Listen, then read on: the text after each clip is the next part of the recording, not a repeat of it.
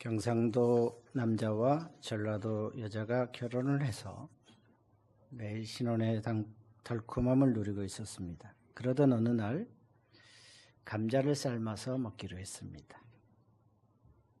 정성스럽게 아내가 감자를 삶아서 김이 모락모락 나는 감자를 탁 갖다 놨죠. 그래서 남편은 감자를 탁 집어서 소금에 찍어서 입에 한 무는 순간에 소금이 아니라 설탕이었습니다. 그래서 버럭 화가 나가지고 당장 소금을 가져오라고 호통을 쳤습니다. 그러면서 하는 말이, 우리 경상도에서는 감자를 소금에 찍어 먹는다고 어떻게 설탕을 가져오냐고. 좋게 얘기했으면 아무 소리 안 할 텐데 거기에 화가 났습니다. 그래도 나름대로 정성을 다해서 감자를 삶아서 남편에게 맛있게 먹게 하려는데, 그래서 한마디 했죠. 우리 전라도에서는 감자를 설탕에 찍어 먹는다고, 어떻게 소금에 찍어 먹냐고. 그게 시작이었습니다. 그래서 해서는 안 될 말,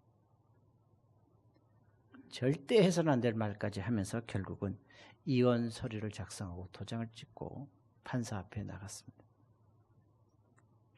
남편이 호소를 합니다. 판사님, 어떻게 감자를 소금에 찍어 먹지 않고 설탕에 찍어 먹습니까? 있을 수 없는 일입니다. 우리 경상도에서는.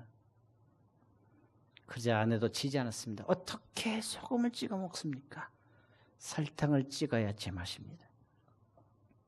참으로 어처구니 없는, 어이없는 이야기를 보면서 판사가 이렇게 이야기했습니다. 정말 어이없군요. 우리 강원도에서는 감자를 고추장에 찍어 먹습니다.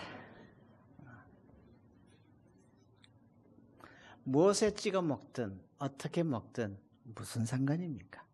그게 무슨 큰일이라고 이혼까지 하려고 합니까? 우리는 생각과 말과 행동의 충돌과, 그리고 나와 다른 것은 틀렸다고 생각하는 생각들이 많습니다. 그래서 그리스도인들은 언제나 우리의 생각과 말과 행동의 기준을 하나님의 말씀에 두며 삽니다. 그러나 하나님의 말씀은 모든 행위에 다 구체적으로 기록되어 있지 않습니다.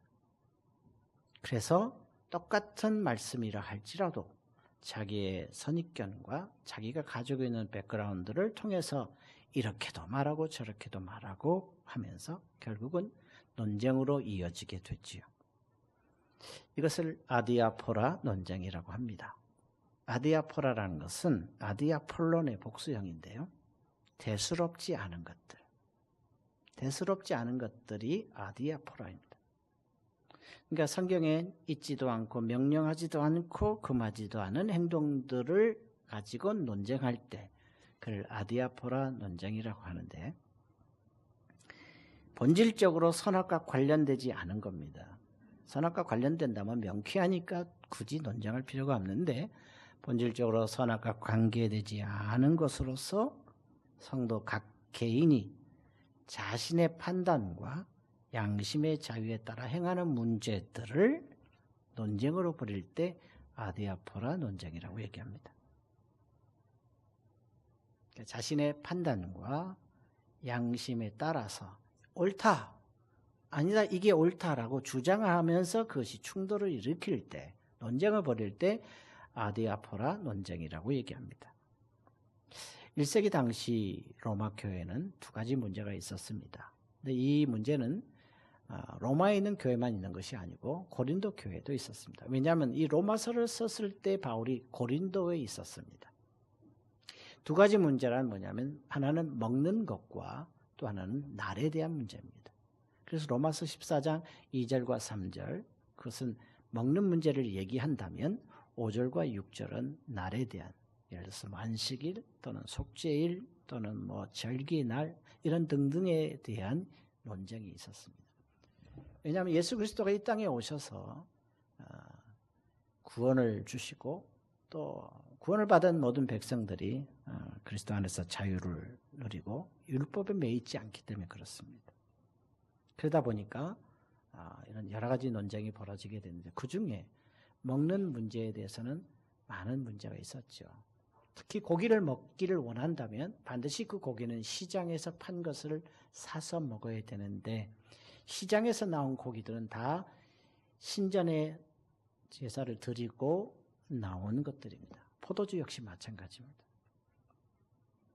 따라서 이스라엘 백성들, 그러니까 유대인으로서 예수를 믿는 사람들뿐만 아니라 이방인으로서 예수를 믿는 사람들은 고기를 먹을 때 우상 앞에 놓인 고기를 먹어야 되고 그 다음에 피가 다 빠지지 않은 채 피가 남아있는 그 고기를 먹어야 되거나 또는 부정한 고기를 먹을 수밖에 없습니다. 그러다 보니까 믿음이 분명하고 성경에 대한 바른 이해를 가지고 있는 사람이라면 고기든 포도주든 무엇이든지 먹고 마셨습니다. 특히 그들은 디모데전서 4장 4절 5절에 있는 말씀을 가지고 이렇게 얘기합니다. 하나님이 지으신 모든 것이 선하매 감사함으로 받으면 버릴 것이 없나니 하나님의 말씀과 기도로 거룩하여지니라. 이 말씀대로 그들은 그렇게 했습니다. 그래서 감사함으로 기도하며 고기도 먹고 포도주도 마셨습니다. 근데 믿음이 연약한 사람들은 그렇게 고기 먹고 포도주 먹는 것 때문에 마음에 상처를 받거나 그리고 이의를 제기하고 항의를 하는 일들이 벌어졌습니다.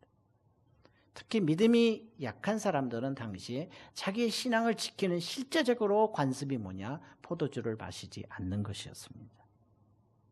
그러다 보니까 이 먹는 문제 때문에 교회 공동체가 균열이 이루어지고 에너지가 낭비되는 일들이 벌어지게 됐죠.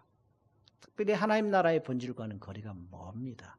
그래서 여러분 우리 송구 영신 때부터 시작해서 계속해서 우리가 로마서 14장 말씀을 나누는데 하나님의 나라는 먹고 마시는 것이 아니라 성령 안에서 의와 평강과 희락이라고 바울이 강조하고 있고요. 그 일들을 감당할 때 그렇게 살 때 하나님을 기쁘시게 하고 사람들에게도 칭찬을 받는다라고 지금 가르치고 있는 거죠. 우리가 지난주에 살펴봤지만 그렇게 살아가는 삶의 구체적인 적극적인 삶의 모습은 뭡니까? 바로 화평의 일과 서로 덕을 세우는 일을 힘써야 된다라는 것이었습니다. 그리고 오늘 20절을 보면 음식으로 말미암아 하나님의 사업을 무너지게 하지 말라 하는 아주 강한 경고를 지금 우리가 읽었습니다.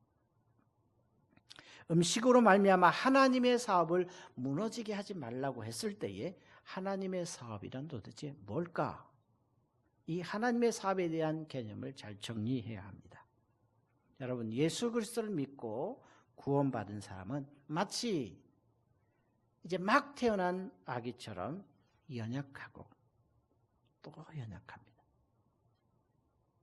그래서 그런 사람들이 점점점 자라나서 성인처럼 자기가 생각하고 판단할 수 있는 그런 자리에 이르기까지는 많은 돌봄과 양육이 필요합니다. 이걸 다른 말로 말하면 하나님이 이 땅에 태어나신 사람들 중에 특별히 은혜를 주셔서 예수를 믿게 된 사람은 하나님이 재창조하신 사람인데 이제 막 재창조가 시작된 사람들을 얘기합니다. 그런 사람들을 일으켜 세우는 구원 사역을 하나님의 사업이라 얘기합니다. 따라서 하나님의 사업을 무너지게 하지 말라라고 하는 것은 연약한 성도를 음식 먹는 것 때문에 근심하게 하거나 그들의 신앙이 무너지게 해서는 안 된다라는 거죠. 왜냐하면 하나님이 택한 백성을 불러내서 구원의 자리에 이르게 하고 그리고 그리스도의 장성한 분량에 이르게 하는 것이 하나님의 구원의 주된 관심이고 목표이기 때문에 그렇습니다. 그래서 여러분 21절을 보시면 무엇이든지 내 형제로 거리끼게 하는 일을 아니함이 아름다우니라 그랬어요. 그러니까 하나님의 사업은 사람을 연약한 사람을 세우는 것이고 그것은 매우 아름답다라고 바울은 강조하고 있습니다. 여기서 아름답다라는 단어는 칼론이라는 단어를 써요. 선한, 보다 나은, 아주 고상한, 훌륭한, 뛰어난 이런 여러 가지 뜻을 가지고 있습니다. 여러분 우리 한글 성경에는 아름답다라는 이 단어가 맨 뒤에 와 있습니다.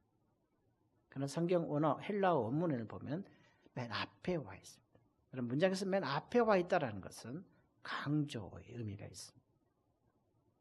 하나님의 사업을 일으켜 세우는, 즉 연약한 성도를 세우는 것이 매우 아름답다라고 얘기하는 겁니다.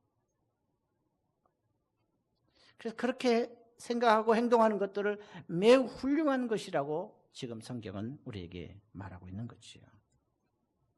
그렇다면 여러분, 하나님의 사업, 즉 성도들을 세우는 것을 어떻게 세울 수 있겠습니까? 이게 굉장히 중요한 것입니다. 그래서 저는 오늘 본문에 있는 내용들을 한마디로 얘기하면 성도를 세우는 것, 즉 하나님의 사업을 세우는 것은 배려라고 얘기합니다. 배려. 여러분, 다른 사람을 배려하는 것이 바로 하나님의 사업을 세우는 것이고, 그리고 연약한 성도를 세우는 것입니다. 이 배려라는 단어를 제가 찾아보니까 이렇게 돼 있어요. 정확하게. 여러 가지로 마음을 써서 보살피고 도와주는 것. 여러분, 여러 가지로 마음을 쓴다. 마음을 써야 되는 거예요.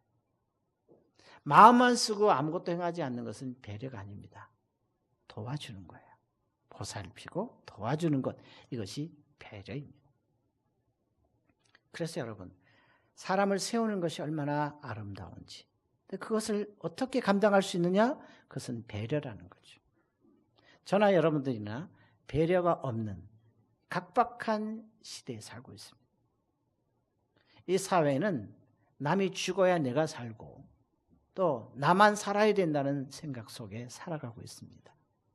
그런데 여러 가지로 마음을 써서 보살피고 도와줄 수 있는 마음의 여유도 없는 사람들에게 배려라는 단어는 꿈에도 나타나지 않는 단어예요. 근데 우리에게 배려하라고 얘기하는 겁니다. 그것이 하나님의 사람을 세우는 것이라는 겁니다. 나도 세워지기를 원하는데 어떻게 다른 사람을 세울 수 있습니까? 라고 얘기한다면 이 일들이 가능할 수 있겠습니까? 여러분, 우리 모두 다 그리스도의 장사물량까지 자라가고 있는 사람입니다. 그런 가운데 좀 더 앞선 사람이 있고 이제 막 믿음의 길을 들어선 사람이 있다면 오늘 이렇게 말씀하시는 말씀은 이제 막 들어선 믿음이 연약한 사람들을 향해서 하는 이야기보다는 믿음이 성숙하고 앞서 믿음을 가진 사람들, 직분을 가진 사람들에게 이제 막 연약한 사람들을 세우라고 권하고 명령하는 것입니다. 그래서 어떻게 감당할 수 있냐? 배려하라는 겁니다. 여러 가지, 한 가지가 아니라 여러 가지로 마음을 써서 보살피고 돌볼 때 그게 바로 배려요. 그게 바로 하나님의 사업을 세우는 것이요. 연약한 성도들을 세우는 것입니다. 여러분, 우리가 이렇게 여기 부모들도 있지만 여기 자녀들도 있습니다. 다 큰 청년들도 있지만 이 자녀들이 자라나는 것을 보면 참 고맙고 대견하고 그리고 참 아름다워요. 일부에도 얘기했지만 여기 은서도 있고 뭐 다 청년들도 있는데요. 자들 태어날 때부터 제가 다 봤어요. 저는 제1병원에서 태어났고 다 알아요. 웬만큼은 다 성장하는 과정들을 제가 다 알고 있죠. 그런 아이들이 자라나서 성가대도 쓰고 뭐도 하고 하는 걸 보면 참 귀하고 아름답습니다. 내 자녀를 그렇게 키우는 것이 얼마나 귀하고 고마운 줄 몰라. 여기 부모님도 계시잖아요. 자녀들을 태어나게 해서 자라게 하는 것이 얼마나 힘듭니까? 그렇지만 하나님이 자신에게 주신 것이니까, 사명이니까 잘 감당하려고 하죠. 교회 안에서도 마찬가지입니다. 교회 일찍 오신 분들이나 늦게 들어오신 분들이나 다 하나님 앞에서 똑같지만 일찍 온 사람들이 교회에 대한 익숙함과 미리 성도들과의 사귐이 있기 때문에 이제 막 들어온 사람들을 배려하지 않으면 그들의 믿음이 자라날 수 없습니다. 여러분, 서로에게 배려를 잘하기 바랍니다. 우리 그래서 인사하겠습니다. 배려 잘하겠습니다. 그러면 여러분, 배려를 우리가 생각해 보면 오늘 본문과 함께 저는 두 가지가 배려의 특징이 있다고 생각해요. 첫째는 뭐냐면 배려는 조심입니다. 20절에서 바울은 모든 만물이 다 깨끗하다라고 얘기합니다. 여기서 깨끗하다, 만물이 다 깨끗하다는 것은 우리의 양심과 우리의 욕구를 얘기하는 것이 아니고 우리 인간이 이 세상에서 사용할 수 있는 자원들, 고기, 포도주, 음식물 이런 것들이 다 먹을 수 있다라고 하는 얘기입니다. 그러나 모든 것을 먹을 수 있지만 그 음식물을 먹는 습관이나 또는 마음의 자세가 다른 사람을 실족하게 하는 결과를 가져오게 한다면 그것은 사람들을 무너지게 하는 것이라는 거지요. 그런 다른 사람을 배려하지 않는 것이라고 얘기하는 것입니다. 따라서 오늘 여기 본문에서 바울은 강조하는 것이 두 가지가 있어요. 뭐냐면 약한 형제가, 믿음이 약한 형제가 믿음이 강한 형제가 고기를 먹거나 포도주를 마시는 것을 보고서 마음의 상처를 받는 경우, 그건 배려가 아니라는 거예요. 그건 사람을 무너뜨리게 한다는 거예요. 또 한 가지 경우는 뭐냐면 믿음이 좋은 사람들의 그룹이 있어요. 5명, 6명, 10명 이렇게 모여 있는데 그 중에 하나 믿음이 약한 사람들이 있어요. 그러면 믿음이 강한 사람들이 믿음이 약한 한 사람에게 야, 뭘 그래? 우리도 다 옛날에 고생 많이 했어. 근데 시간 지나다 보니까 이것도 괜찮아. 먹어. 그래가지고 압력을 넣어서 그 압력을 받은 믿음이 연약한 사람이 자기 확신도 없고 나는 이거 먹으면 안 되는데라고 고민하는데 결국 굴복해서 행하는 행동들. 그것은 결국 믿음이 약한 사람들을 넘어지게 하는 결과를 초래한다라는 거죠. 두 가지 차원에서의 배려를 얘기하는 겁니다. 그래서 여러분 13절을 우리가 읽지 않았지만 13절을 읽어보시면 이렇게 기록되어 있어요. 우리 같이 읽어보겠습니다. 시작. 그런즉 우리가 다시는 서로 비판하지 말고 도리어 부딪힐 것이나 거칠 것으로 형제 앞에 두지 아니하도록 주의하라. 아멘. 여기 부딪힐 것과 거칠 것이 등장합니다. 부딪힐 것은 뭐고 거칠 것은 뭔가?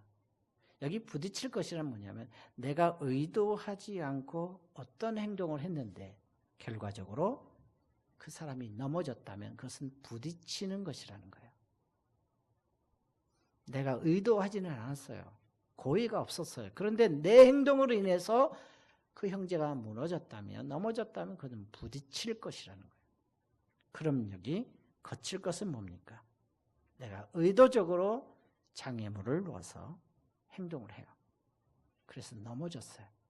그건 내가 거칠 것을 둔 겁니다. 우리가 의도적이든 의도적이지 않든 나의 행동으로 인해서 넘어진다라는 거예요. 그러니 어떻게 해요? 조심해야 한다라는 거예요. 배려는 그래서 조심입니다. 그러면 여러분, 조심이 뭐냐? 우리는 정말 우리가 쓰는 단어의 내용을 모른 채 그냥 이야기하는 경우가 많아요. 여러분, 조심이란 잘못이나 실수가 없도록 말이나 행동에 신경을 쓰는 겁니다. 조심이 뭐냐? 잘못이나 실수가 없도록 말이나 행동에 신경을 쓰는 것을 조심이라고 합니다. 저도 그렇고요. 여러분들도 아마 그럴 거예요. 조심 없이 말할 때가 많아요. 신경 쓰지 않고 그냥 툭 내뱉은 말이 사람들에겐 비수가 될 수 있고 상처가 될 수 있고 그리고 좌절을 갖게 만들 수 있다는 거예요. 저도 수없이 많이 조심 없이 말함으로 인해 많은 사람들이 마음의 아픔을 가졌을 거예요. 부인하지 않습니다. 그것은 배려가 뭔지를 잊어버렸을 때 나타나는 결과예요. 배려, 그것은 조심입니다. 말이나 행동으로 인해서 사람들이 넘어지지 않도록 신경을 쓰는 거예요. 여러분, 신경 쓰셔야 제대로 살 수 있어요. 나는 원래 뒤끝이 없어라고 그냥 막 내뱉으면 그런 신경 쓰는 게 아니에요. 내가 이 말을 할 때 저 사람이 어떻게 반응을 보일까? 내가 이 행동하면 제가 혹시 실족하지 않을까라는 생각을 좀 하셔야 된다는 거예요. 그게 배려예요. 나는 원래 그러니까. 그래요. 원래 그런 거는 참 고치기 어려워. 그런데 주님은 원래 네 그런 기질과 성격을 바꾸라는 거예요. 예수를 믿고 하나님의 자녀가 되는 순간은 하나님의 은혜이지만 은혜 이후의 삶은 늘 성령과 함께 우리의 기질과 성격을 바꿔 나가셔야 돼. 그래서 그리스도의 장사한 물량이 자라가는데 그 과정 속에 나와 다른 사람과의 관계 속에서 충돌을 일으키거나 나 때문에 다른 사람이 무너진다면 그것은 배려가 없는 거라는 거지. 그건 사업을 무너뜨리게 하는 것이라는 거예요. 그러므로 여러분, 때와 상황과 상대방의 영적 수준을 고려해서 말이나 행동에 신경 쓰며 살아가는 것. 그것이 배려인데 여러분 이런 배려를 잘 하기를 주님의 이름으로 축복합니다. 두 번째는요. 배려는 자기 절제입니다. 배려는 조심이라고 하면 또 하나는 자기 절제입니다. 여러분 우리에게는 하나님이 주신 자유가 있습니다. 그래서 하나님 주신 자유를 가지고 살아가요. 죄를 짓지만 하나님이 용서해 주실 것이라는 믿음이 있기 때문에 죄책감에 젖어 있지 않습니다. 사단은 늘 우리에게 그렇게 죄책감을 갖게 만들죠. 그래서 우리는 예수를 믿고 하나님 앞에 우리의 죄를 자복하면 용서받기 때문에 죄에서 자유함이 있어요. 그렇지만 여러분 나의 자유가 다른 사람을 넘어지게 한다면 그 자유를 포기하거나 절제해야 된다는 것이 바로 배려입니다. 여러분 잘 알듯이 18세기에 감리교회를 태동시킨 존 웨슬리 목사가 있습니다. 여기 사진이 있어요. 여러분 사진을 보시고 어떤 모습인가요? 아주 환하고 발그스름하고 볼도 분홍빛을 띄었어요. 일부러 이런 사진을 찍은 게 아니라 올리다 보니까 이런 사진이었어요. 이분은요 애주가입니다. 애주가 아시죠? 근데 보통 애주가가 아니에요. 어떤 포도주를 마셔도 원산지와 숙성된 정도를 알아맞힐 정도로 얼마나 많이 마셨겠어요? 많이 마셨으면 짐작할 수 있죠. 목사가 감리교회 목사니까 그렇지 아니에요. 얼마나 영성이 깊은데요. 또 하나 제가 잘 소개하는 스팔전 목사였어요. 영국이 낳은 위대한 설교자 목사 존 스팔전. 이분은 꼴초입니다. 아주 시가를 즐겨 피웠어요. 시가 아시죠? 아주 두꺼운 담배 이런 거 있잖아요. 그 담배를 핀 사람인데 그의 자서전을 보면 이런 내용이 있습니다. 성도들이 목사님께 물었습니다. 목사님, 스펄전 목사님, 목사님은 왜 시가를 피우십니까? 그러자 이렇게 대답했습니다. 저는 시가를 피우면 설교 준비할 때 많은 도움을 받습니다. 저는 하나님의 영광을 위해서 시가를 피웁니다. 라고 대답을 했어요. 그러자 성도들이 다시 질문을 합니다. 시가를 많이 피우면 건강에 해롭지 않습니까? 그렇게 묻자 이 스펄전 목사님이 이렇게 대답했다고 그래요. 그렇죠. 해롭죠. 끊어야죠. 이렇게 한 게 아니라 제가 과도하게 피운다고 생각되면 스스로 끊겠습니다. 근데 여러분 스스로 끊으려면 과도하게 피우는데 과도하게 피우는 게 뭐예요? 그래서 물어봤어요. 목사님 그럼 과도하게 피우는 건 뭡니까? 그랬더니 이렇게 했어요. 제가 한 입에 시가를 2개 불고 피우면 과도하게 피우는 거니까 그날로 끊겠습니다. 담배 2개 이렇게 물고 핀다는 거예요. 예. 그러던 어느 날 스펄전 목사님이 시가를 완전히 끊는 계기가 왔어요. 그 뭐냐면 어느 날인가 주일학교 학생이 시가를 피우는 거예요. 어린 것이. 그래서 야단칠 수 없고 이렇게 얘기했어요. 벌써부터 그렇게 시가를 피우면 건강에 해롭지 않니? 그랬더니 이 주일학교 학생이 뭐라고 하는지 아세요? 저는 하나님의 영광을 위해서 피웁니다. 그 충격이죠. 그 얘기를 듣고 피우지 않았습니다. 절제입니다. 저와 관계된 얘기로 각색해서 제가 얘기하겠습니다. 오랜만에 동창을 만났습니다. 여러 친구들이 있었어요. 그래서 같이 합석하게 됐는데 다 맥주를 먹는 거예요. 그래서 맥주 한 잔을 저한테 권했다고 합시다. 오래간만에 만났는데 뭐 맥주 한 잔 정도야 무슨 큰 죄라고 이렇게 생각하도록 권했어요. 야, 목사라도 다른 교회 목사도 내가 보니까 소주도 마시더라. 먹어라 그렇게 권했어요. 처음엔 거부했지만 뭐 다 여기 동창들이고 다 이해해 줄 거라고 생각했어요. 그래서 찜찜하기도 하고 그렇지만 그리스도 안에서 자유인데 뭐 무엇이든지 먹을 수 있는데 라는 생각에 맥주잔을 마셨습니다. 근데 그 마시는 순간 그 술집에 우리 교인이 나타났습니다. 아니 목사님이 맥주를 태어나서 지금까지 한 모금도 안 마셨다고 하는 그 목사님이 사기다. 상처를 받았습니다. 그래서 나는 그 위선자인 목사님 교회 안 간다고 그렇게 하거나 다시는 난 예수 안 믿어 라고 만약에 했다면 나는 내 자유를 자유롭게 했지만 결과적으로는 연약한 성도를 무너지게 하는 결과. 여러분 어떻게 생각하십니까? 있을 수 있어요. 여러분. 저는 술을 안 먹어봤어요. 한 모금도 안 먹어봤어요. 만약에 그렇게 제가 얘기하고서 제가 술을 먹고 막 취해서 막 인사불성까지는 아니더라도 술 냄새 풍기면서 여기 강단에 서서 여러분 우리 경건하게 삽시다 막 이러면 여러분들 그걸 다 이해를 하시고 수용하시겠어요? 얼마나 많은 상처와 아픔이 있겠습니까?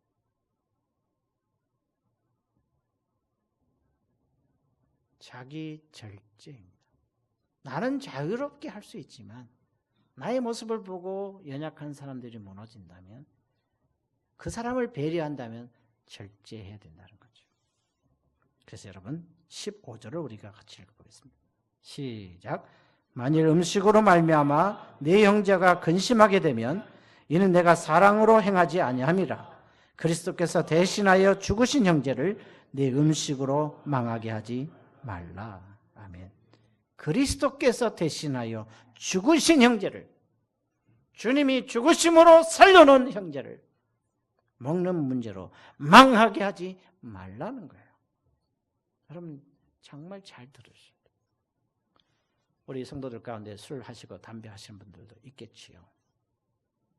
얼마든지 자유로울 수 있지만 그 행위가 다른 사람에게, 자녀들에게, 이웃에게 상처가 되고 돌이킬 수 없는 일로 번져갈 수 있다는 사실을 생각하십시오.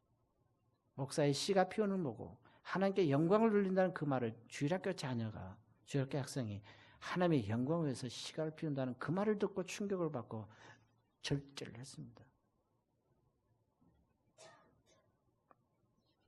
내가 먹는 음식으로, 내가 하는 행동으로 넘어진다면 그리스도께서 죽으심으로 세운 사람을 우리가 죽이는 거죠. 그래서 21절에 이렇게 결론 아닌 결론, 아니 강조를 이렇게 얘기하십니까? 고기도 먹지 아니하고 포도주도 마시지 아니하고 무엇이든지 내 형제로 거리끼게 하는 일을 아니함이 아름다우니라. 여기 거리끼게라는 말이 있어요. 프로스카테이라는 단어를 쓰는데 다리를 걸어서 넘어뜨리는 거예요. 딴지를 거는 거예요.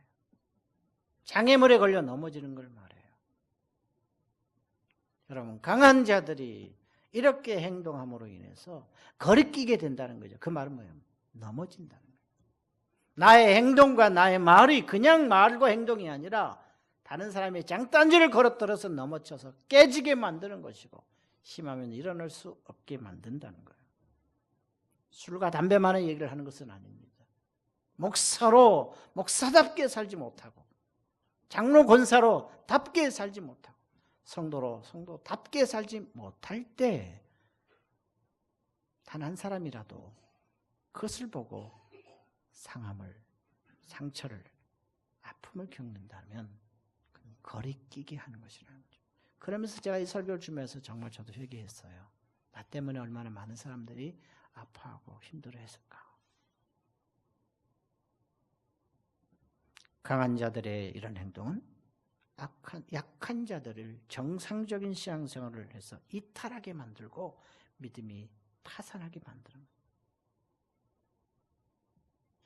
바울은 이 본문을 통해서 뭐라고 얘기합니까? 신앙 확신과 내적 자유의 근거에서 어떤 것이라도 자유롭게 할 수 있지만 다른 사람에게 강요하거나 연약한 사람들의 영적 성장을 방해하거나 파멸을 일으킬 염려가 있다면 해서는 안 된다는 거예요. 그게 배려라는 겁니다.